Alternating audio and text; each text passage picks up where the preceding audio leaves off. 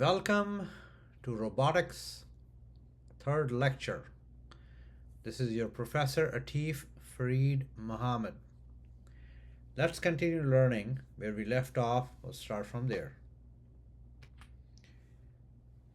So today we are going to discuss about manipulator kinematics and inverse kinematics. So the question comes, what is manipulator kinematics? And let's look into some link description in a little bit more depth. Manipulator kinematics in robotics refers to the study of the motion of robotics manipulators. Without considering the forces that cause the motion, it involves understanding how the joints and links of the robotic arm move to achieve a desired motion, desired position, and orientation of the end effector, which is the part of the robot that interacts with the environment. Kinematics is crucial of having several tasks such as pick and place operations, welding, and assembly, where precise control of the end effector is essential. One example of manipulator kinematics is forward kinematics. Forward kinematics involve calculating the position of the orientation of the end effector given the angles of positions for the joints. For instance, in a simple two-link robotic arm, knowing the angles of the two joints, one can use trigonometric function to determine the Cartesian coordinates of the end effector. This is fundamental for tasks where the robot needs to move to a specific location in space. Another example is inverse kinematics, which we will discuss in later.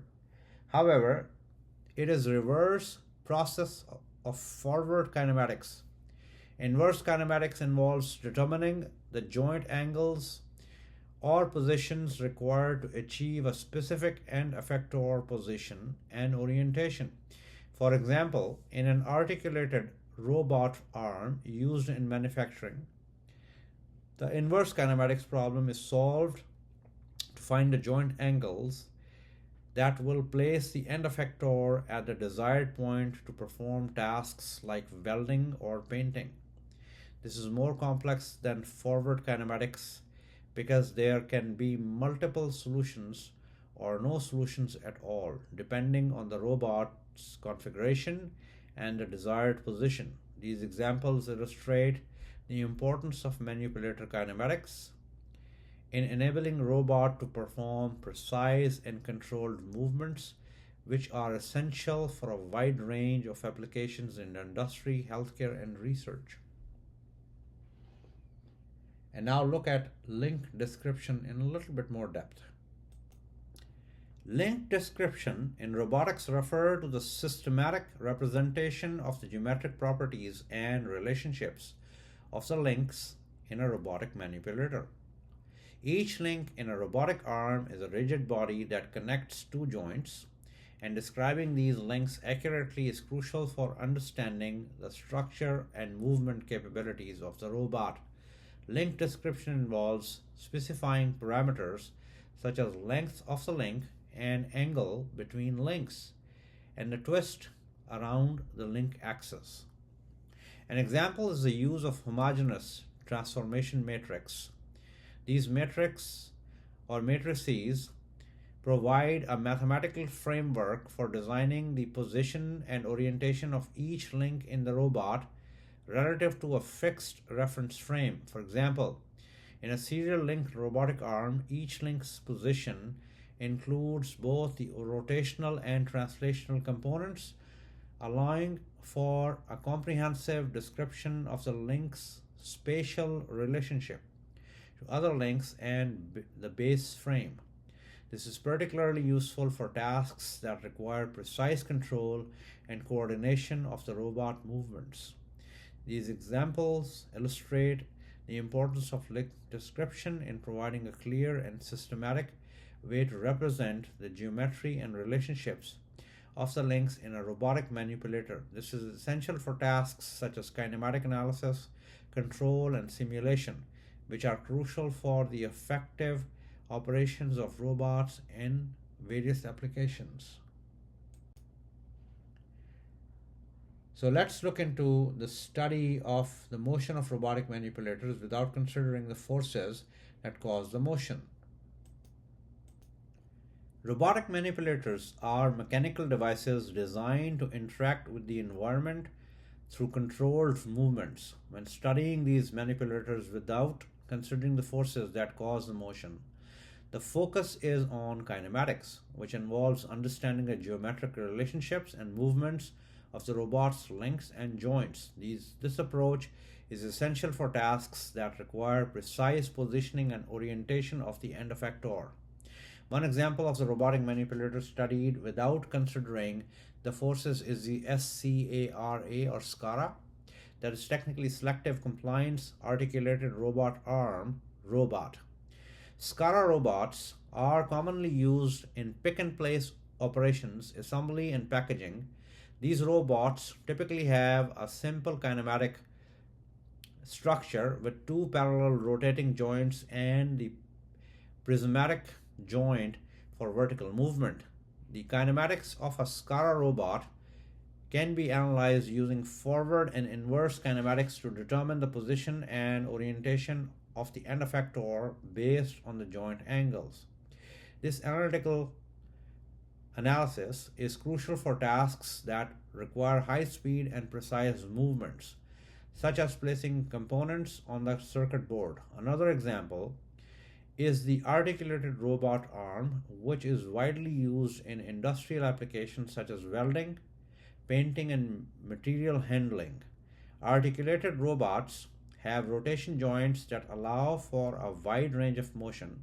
Similar to human arm, the kinematics of an articulated robot can be studied using dynamite Hartenberg or DH parameters and the homogeneous transformation matrices. For instance, 6-axis articulated robot can be described using DH parameters to represent the geometry of each link and joint. This kinematic analysis is essential for tasks that require complex and precise movements, such as welding a car body or painting a surface.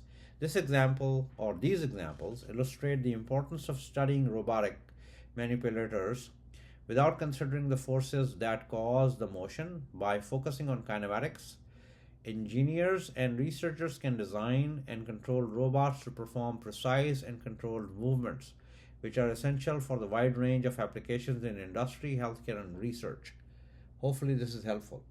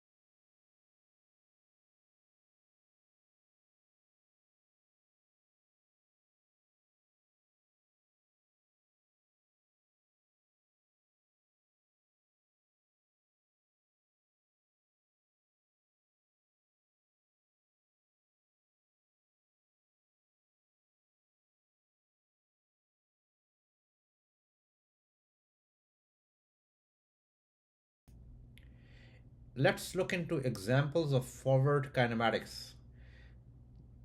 The two mentioned here, let me share this with you a little bit with my own understanding that I have established. The forward kinematics involve determining the position and orientation of the end effector, the part of the robot that interacts with the environment, as mentioned earlier.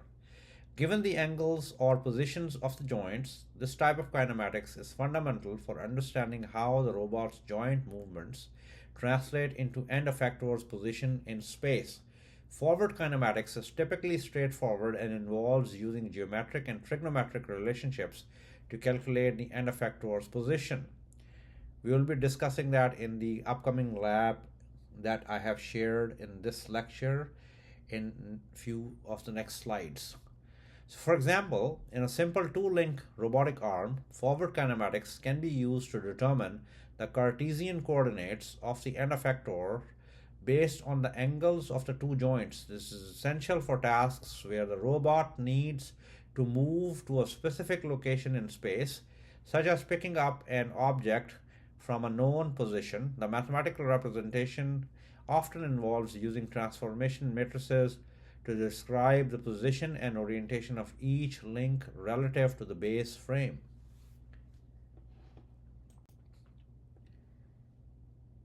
Introduction to link description, as I have discussed in a little bit depth earlier. The link description is technically the description of the geometric properties and relationships of the links in a robotic manipulator. As I have shared few examples earlier, it is crucial for understanding the structure and movements capabilities of the robot, whether they are forced, unforced, within an environment, or within some sort of actions, like we discussed in our previous lecture about the finite state automata of a robot's actions and reactions and coming back to its original state where it went. And we were using the example earlier in the first and second lecture of the Spot robot by Boston Dynamics. So hopefully this is helpful for you to establish an understanding that how links work within a robot. The link parameters as given here are length, angle, and twist. The length is the distance between the joints. Angle is the angle between the links. And twist is a rotation around the link axis as mentioned in earlier discussion when I was sharing with you the example of two-link robotic arm using the forward kinematics example that I shared earlier will be helpful for you to understand the length, angle, and twist utilization within a robot. As mentioned earlier, the DH parameters, a standardized method for describing the geometry of robotic manipulators. Let's discuss this with a couple of examples.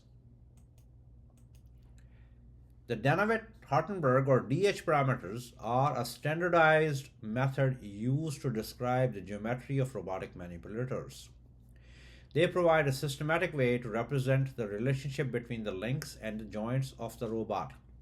The DH parameters include four key elements. The link length, we call it A. The link twist, we call it alpha. The link offset, we call it D. And the joint angle, we call it theta. These parameters help in understanding the structure and the movement capabilities of the robot. So if I look at simple two-link robot arm or robotic arm with two revolute joints, the arm consists of two links connected by joints that can rotate. To describe this arm using DH parameters, we need to define the parameters for each link. The link 1 would be link length or A1, the length of the first link. Link twist alpha 1 would be the angle between the first and second link, which is typically 0 degrees for a simple two-link arm.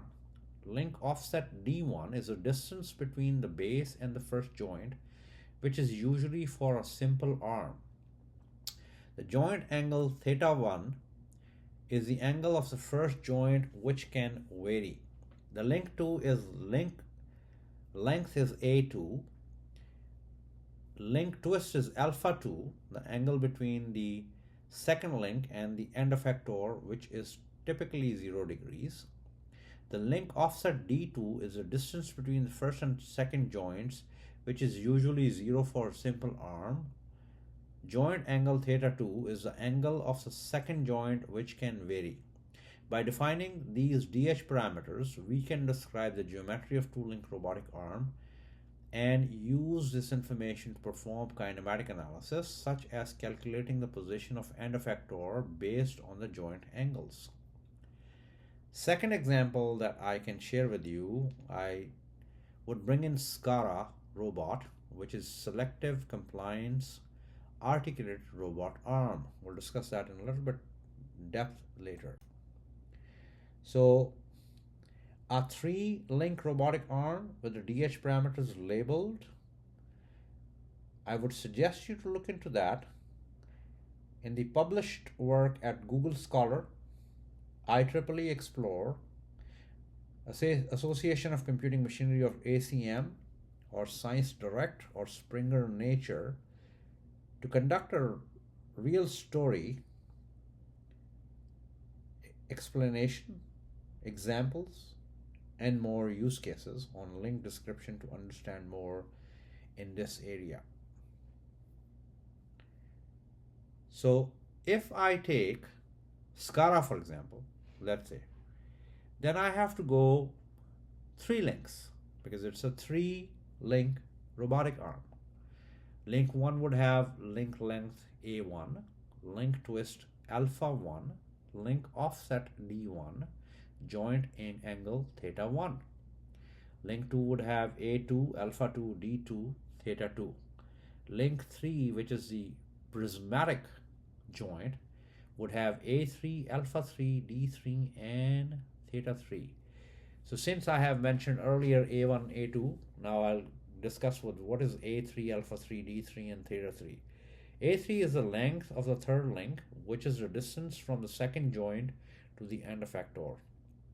Alpha 3 is the angle between the third link and the end effector, which is typically 0 degrees. D3 is the distance between the second joint and the end effector, which can vary, prismatic joint. Theta 3 is the angle of the third joint, which is typically 0 degrees for a prismatic joint. So by defining these DH parameters, we can describe the geometry of the SCARA robot. The use of this information is to perform kinematic analysis, such as calculating the position of the end effector based on the joint angles and the prismatic joint's offset.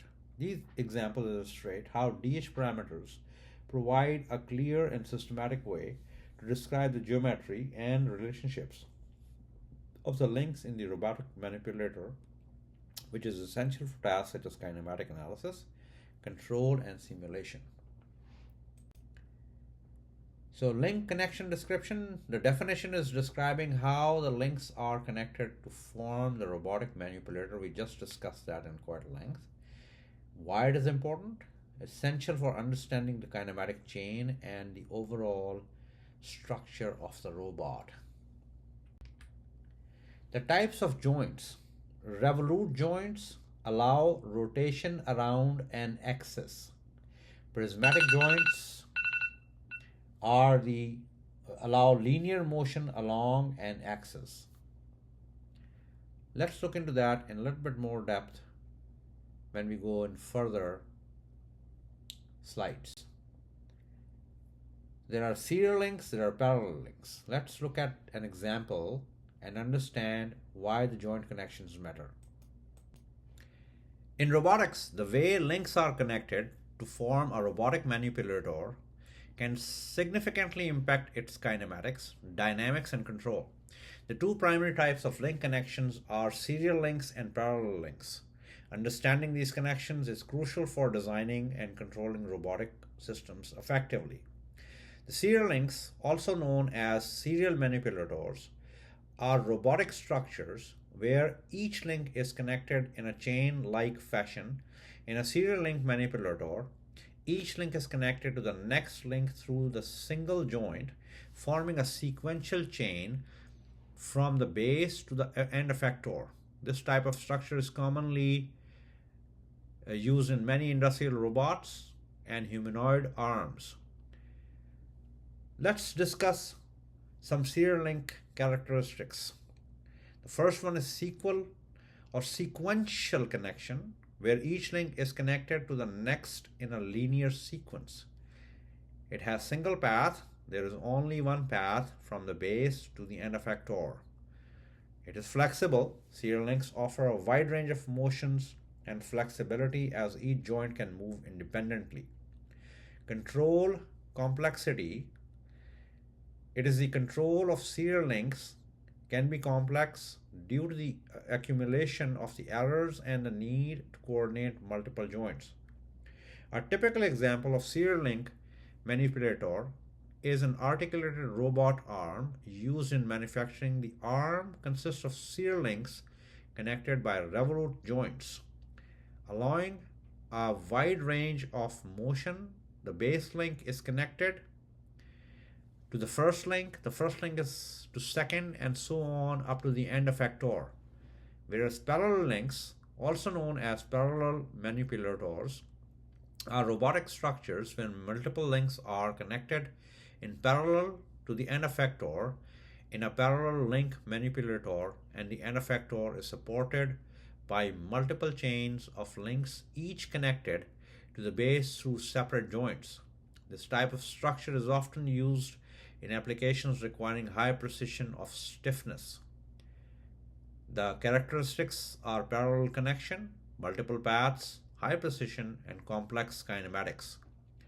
The first three characteristics are pretty much same. The last one is the kinematics of parallel links can be more complex due to the interdependence of the links and the need to solve for multiple joint angles simultaneously. The common example of parallel link manipulator is the Stewart platform, which is used in flight simulators and precision machining. The platform consists of a base and a moving plate and effector connected by 6 linear actuators or links.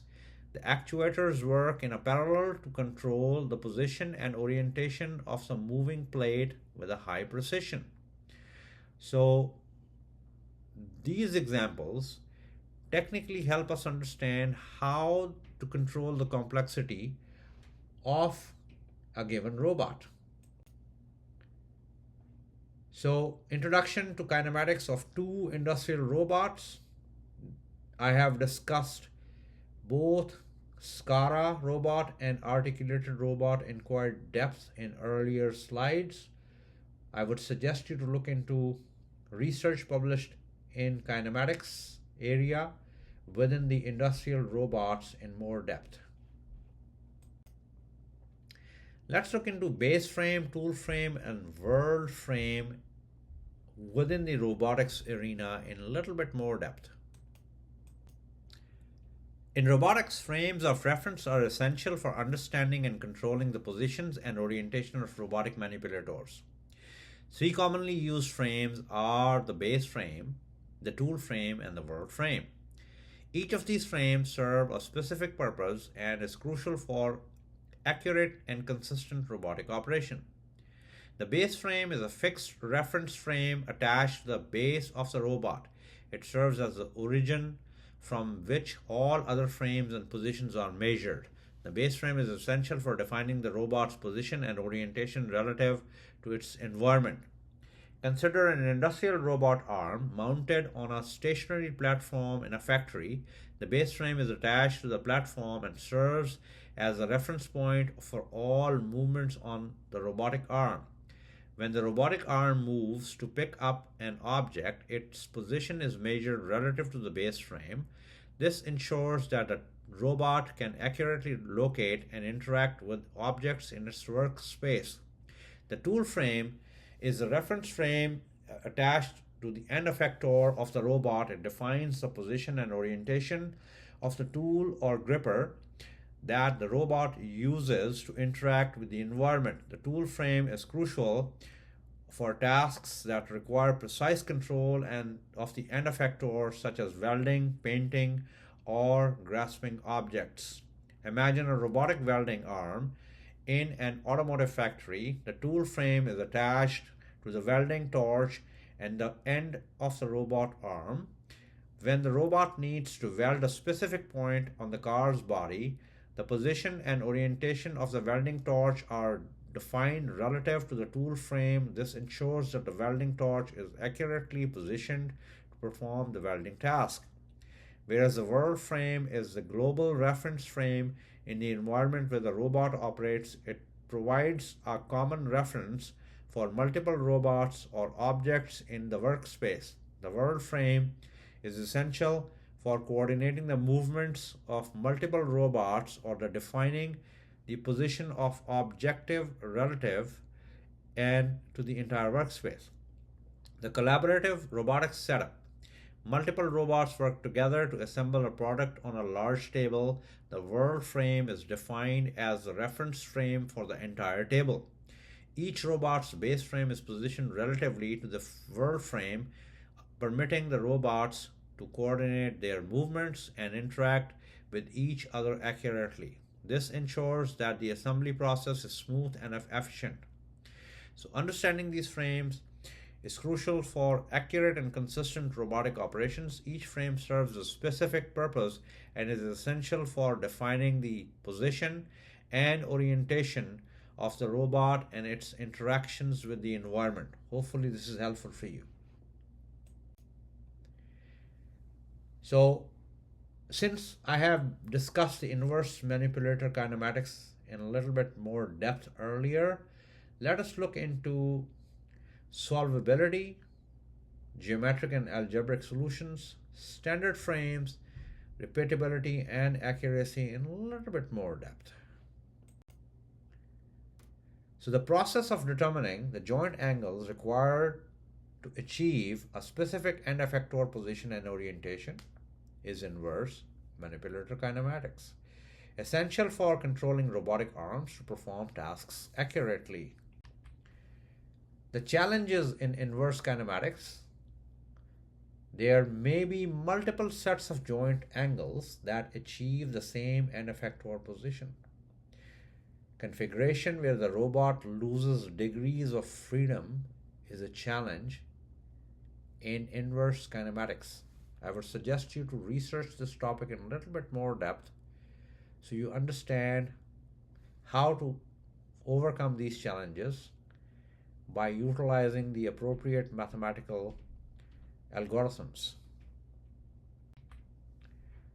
Solvability is the ability to find a solution to the inverse kinematic problems, ensures that the robot can reach the desired position and orientation. Let's understand that with one example in a little bit more depth. Solvability in inverse kinematics means being able to find joint angles that will move the robot's end effector to a specific point in space. This is important because it ensures the robot can perform tasks accurately. Imagine a simple robotic arm with two links and two joints. The goal is to find the angles of these joints so that the end of the arm, the end effector, reaches a specific point in space. The robot has two links, each with a length. We want the end effector to reach a point in the workspace. When we apply forward kinematics, the position of the end effector can be calculated using the angles of the joints. This involves using trigonometry to figure out where the end effector will be based on the angles and the joints. The inverse kinematic problem here is about finding the angles of the joints that will place the end effector at the desired point. This is reverse of forward kinematics. The solvability conditions are to find the joint angles. We need to solve a set of equations. These equations relate to the desired position of the end effector to the angles of the joints. Solvability means that these equations have a solution. If there is a solution, the robot can reach the desired point. If there is no solution, the robot cannot reach the desired point. Another example, imagine you have a robotic arm with two links, each 1 meter long or 3 feet long, for example. You want to end the arm to reach a point that is 1.5 meters away from the base. The forward kinematics would give us, if you know the angle of the joints, you can calculate where the end effector will be. For example, if the both joints are 90 degrees, the end effector will be 2 meters away from the base, whereas the inverse kinematic application is to reach a point 1.5 meters away. You need to find the angles of the joints that will place the end effector at the joint at a certain point. This involves solving equations that relate the desired position of the joint angles. Solvability helps us by giving us the equation that has a solution. The robot can reach the point 1.5 meters away. If the equations do not have a solution, the robot cannot reach the point. In this example, the solvability means that the robot can find the right angles to reach the desired point. This is crucial for tasks like picking an object, welding or painting, where the robot needs to be specific position to perform tasks accurately. So again, we just discussed that reachable workspace and dexterous workspace. The reachable workspace is a set of points the end effector can reach. The dexterous workspace is a set of points where the end effectors can achieve all possible orientations. The criteria, there are two characteristics we use: Jacobian matrix and rank of Jacobian. Jacobian matrix used to determine solvability and singularities, whereas rank of Jacobian full rank indicates the solvability. I would suggest you to conduct a research on Jacobian matrix and the rank of Jacobian in a little bit more depth for your understanding, and so you can write in Python or any given language which you're working with your robot to work, that will allow you to establish a solvability criteria using these two features. The geometric solution is solving inverse kinematics using geometric methods, provides a visual and intuitive approach to understanding the problem. We will actually look at this in one of the program that I wrote for you to look into in this lecture, and that you will be able to apply in your Colab or in your Anaconda or in your standard Python, such as VS Code and all that jazz. The geometric method steps are: determine the position of the wrist center, that can be gripper, calculate the elbow, which is a joint, and shoulder angles, and determine the wrist angles of the gripper angles is the geometric method steps that we take when we are working with a 2-joint and 3-joint or N joints robotic arm. The standard frames of reference used in robotics, we discussed earlier: the base frames, the vert frames, and the tool frames. Essential for consistent and accurate position and control of robotic arms. So I would suggest you to look into that. The research conducted by scientists, the robotic scientists, that how they presented the standard frames in their R&D that they published. The base frame we have discussed in quite depth earlier. The fixed reference frame attached to the base provides a stable reference for all other frames. Let's look into repeatability and accuracy in a little bit more depth with an example or two. Repeatability and accuracy are two crucial performance metrics in robotics. They determine how well a robot can perform tasks consistently and precisely. Understanding these concepts is essential for ensuring reliable and effective robotic operations. Repeatability offers to the ability of the robot to return to the same position or perform the same action repeatedly with minimal variation. It is a measure of consistency and typically expressed in terms of deviation from intended position of or action, whereas accuracy refers to the ability of a robot to reach the exact desired position or perform the exact desired action. It is a measure of how close the robot's actual performance is to the intended performance. So understanding and optimizing repeatability and accuracy are vital for ensuring the robots can perform their tasks reliably and effectively. These metrics are essential for maintaining high quality standards in manufacturing, healthcare, and other industries that rely on robotic automation. Let's look into Robotics Lab, and you can use VS Code, Google Colab, or Anaconda for that. So we will look into how a robot works in a given Python environment where we are working with a virtual robot.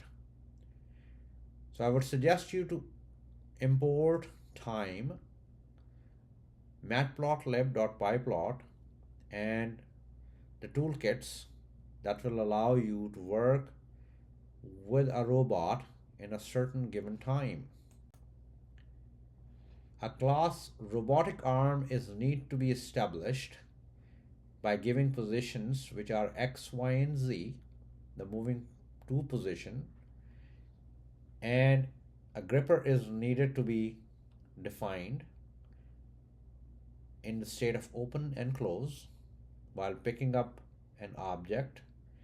An arm is to be initialized, and that will allow you to work with a real robotic arm in a virtual environment, which is technically real in virtual world. Now we define the move arm to positions, where move the arm to the specified coordinates, and then wait for the movement to complete.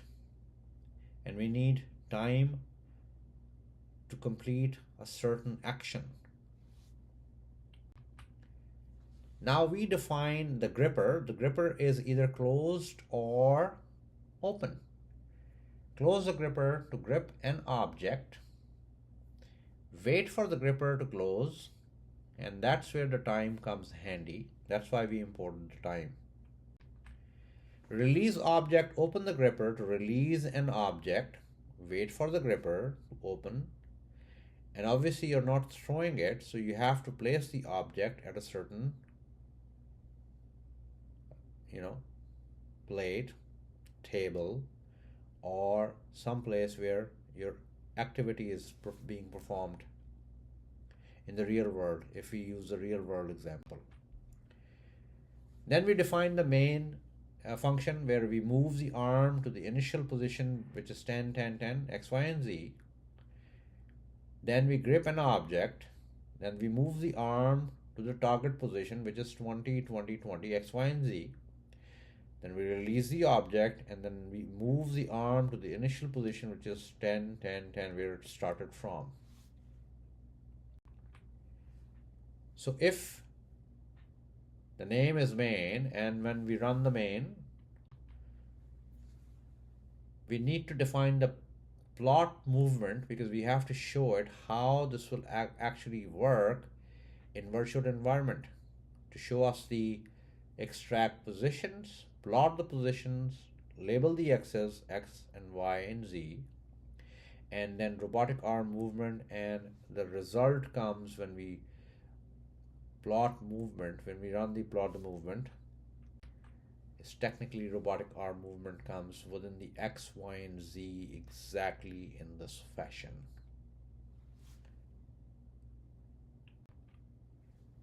I would suggest you to work with robotics very carefully. Initially establish your own environment where you go and work from, and then we'll go from there.